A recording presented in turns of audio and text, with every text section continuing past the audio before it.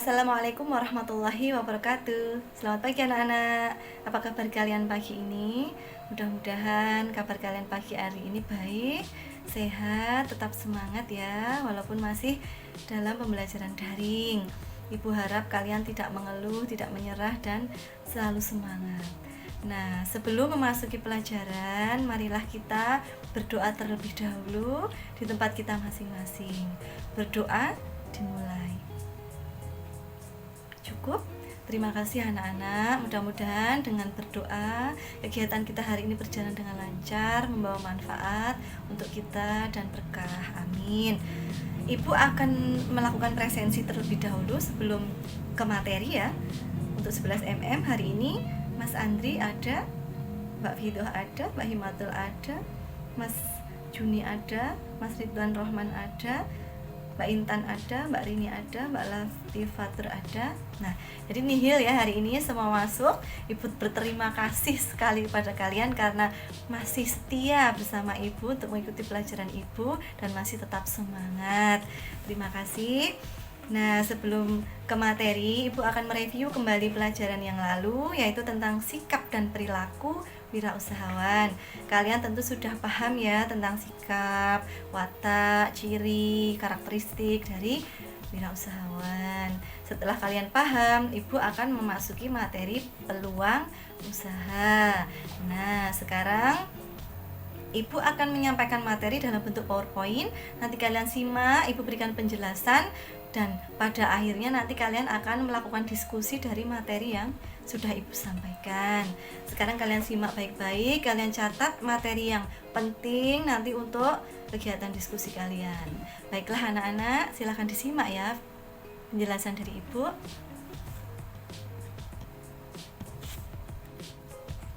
Nah, untuk slide yang pertama itu ada kompetensi dasar dari materi peluang usaha. Kompetensi dasarnya yaitu menganalisis peluang usaha produk barang atau jasa. Nah, tujuan pembelajaran dari materi ini adalah setelah mempelajari materi ini, siswa mampu mendefinisikan peluang usaha, ciri-ciri peluang usaha yang baik, serta menyebutkan sumber-sumber peluang usaha. Nah, itu tujuannya ya anak-anak. Setelah itu kita nanti ke slide 3 ada peta konsep. Nah, peta konsep di sini adalah peta konsep peluang usaha. Peluang usaha itu berawal dari inspirasi seseorang. Nah, seseorang mempunyai inspirasi yang berasal dari dua sumber, yaitu eksternal dan internal. Nah, sumber eksternal dan internal ini bisa dimanfaatkan menjadi peluang usaha, tetapi tentunya tidak mudah. Karena apa? Karena ada faktor keberhasilan dan kegagalan usaha. Nah, ini perlu diperhatikan. Untuk selanjutnya, di slide keempat, ini ada hal-hal yang perlu dilakukan bagi calon seorang wirausahawan baru.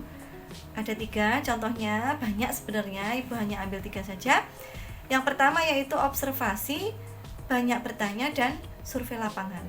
3 hal ini kenapa mesti dilakukan? Karena untuk mengetahui apakah nanti usaha kita ini layak dilaksanakan atau tidak dengan hal-hal yang kita lakukan tersebut, karena ini akan berdampak untuk kedepannya. Jadi memang perlu dilakukan sebelum memulai usaha. Nah, untuk slide yang kelima ini tentang pokok materi ya. Nah, peluang usaha itu berasal dari 2 kata, peluang dan usaha. Nah, peluang ini siapa yang bisa mengartikan? Ayo silahkan. Siapa? Mbak Nia ya, silahkan Mbak Nia. Peluang artinya apa? Bagus, betul sekali. Peluang artinya kesempatan. Nah, kalau usaha apa usaha? Usaha Mas Sigit bisa menjawab? Oh, upaya untuk melakukan tujuan ya, betul. Jadi kalau digabungkan artinya peluang usaha itu merupakan suatu kesempatan yang dimiliki oleh seseorang untuk mencapai tujuan dengan sumber daya yang dimiliki. Nah, tujuan yang hendak dicapai itu apa? Tujuan yang hendak dicapai itu bisa berbentuk uang, kekayaan, popularitas, kepuasan, status sosial, dan lain-lain, masih banyak lagi. Nah, itu tujuannya. Nah, sedangkan sumber daya yang dimiliki itu apa? Sumber daya yang dimiliki bisa berupa pengetahuan, skill, uang, modal, pengalaman, relasi yang luas, dan masih banyak lagi. Nah, itu tadi pengertian dari peluang usaha. Sampai sini anak-anak ada yang belum jelas? Sudah jelas semua ya? Terima kasih. Ibu lanjutkan ke slide yang ke-6. Nah, slide yang ke-6 ini adalah ciri-ciri peluang usaha yang baik. Apa saja bisa kalian lihat di sana, Ibu jelaskan sedikit. Yang pertama yaitu bersifat orisinil, tidak boleh meniru usaha orang lain. Nah, yang kedua harus bisa mengantisipasi perubahan pasar. Contoh nyata pada saat ini ya, COVID ini, usaha harus menyesuaikan pasar. Yang dulunya tatap muka sekarang bisa dilakukan secara online. Yang ketiga, sesuai minat. Ya, sesuai minat ini kita harus menyesuaikan minat konsumen saat ini. Konsumen saat ini tuh maunya seperti apa. Nah, itu. Yang keempat, tingkat kelayakan usaha teruji. Kelayakan usaha ini kita uji, punya calon usaha kita ini apakah layak atau tidak. Yang kelima, bersifat ide kreatif. Tidak boleh usaha kita ini punya orang lain. Jadi kita punya usaha itu berasal dari ide kreatif kita sendiri. Yang keenam, adanya keyakinan untuk mewujudkan. Kita harus yakin. Saya itu yakin kalau usaha ini akan berhasil. Saya tidak takut akan rugi ataupun akan gagal, tapi saya yakin bahwa usaha saya ini akan berhasil. Nah, yang ketujuh, ada rasa senang saat menjalankan. Nah, saat senang menjalankan ini maksudnya apa? Maksudnya dengan usaha yang sudah kita lakukan ini kita harus senang. Kita harus suka, tidak boleh banyak mengeluh, harus bersabar dengan usaha yang kita jalani. Nah, itu 7 ciri-ciri dari peluang usaha yang baik. Selanjutnya, slide terakhir ada sumber-sumber peluang usaha.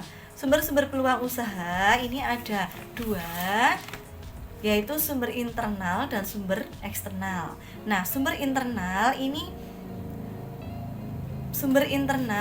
berasal dari diri sendiri. Biasanya berasal dari diri sendiri, bisa pemikiran sendiri, bisa juga pengalaman pribadi, bisa juga hasil pemikiran atau pengalaman dari orang lain. Nah, untuk faktor eksternal atau sumber internal ini biasanya berasal dari masalah yang dihadapi, kebutuhan sehari-hari, masalah yang tidak terpecahkan, dan juga keinginan untuk menciptakan sesuatu yang baru. Nah, ini sumber-sumber peluang usaha bisa kalian baca ya. Nah, pada akhirnya dari materi yang Ibu sampaikan ini, semoga nanti bisa kalian jadikan untuk menjawab bahan diskusi ya. Nanti Ibu bagi menjadi 4 kelompok. Kalian akan berdiskusi masing-masing kelompok satu tuh pertanyaan. Ibu bagi untuk yang pertama tugas menganalisis hal-hal yang perlu dilakukan sebelum membuka usaha baru, itu kelompoknya Mbak Nia. Untuk yang kedua menganalisis ciri-ciri peluang usaha, itu kelompoknya Mas Sigit. Untuk yang ketiga menganalisis ciri-ciri peluang usaha potensial, itu kelompoknya Mbak Ivona. Untuk yang keempat analisis sumber-sumber peluang usaha, itu kelompoknya Mas Septi. Silahkan dalam waktu 1 menit kalian kerjakan. Baiklah anak-anak, waktunya sudah habis. Kalian boleh presentasi satu persatu. Mbak Nia silahkan. Kita berikan aplaus, bagus. Mas Sigit silahkan. Bagus, terima kasih. Mbak Ivona. Ya, sip, terima kasih. Terus Mas Septi. Ya, bagus. Nah, dari hasil pengamatan Ibu, penilaian Ibu, kelompok yang paling bagus adalah kelompoknya Mbak Nia. Selamat Mbak Nia. Nah, sekarang LKPD-nya silakan dikumpulkan ke depan. Ya, terima kasih. Ibu minta kalian untuk melakukan refleksi pembelajaran hari ini. Silakan Mas Sigit mewakili teman-temannya. Ya. Ya, terima kasih Mas Sigit. Mas Sigit mengatakan bahwa pembelajaran hari ini sangat menyenangkan karena diakhiri dengan diskusi.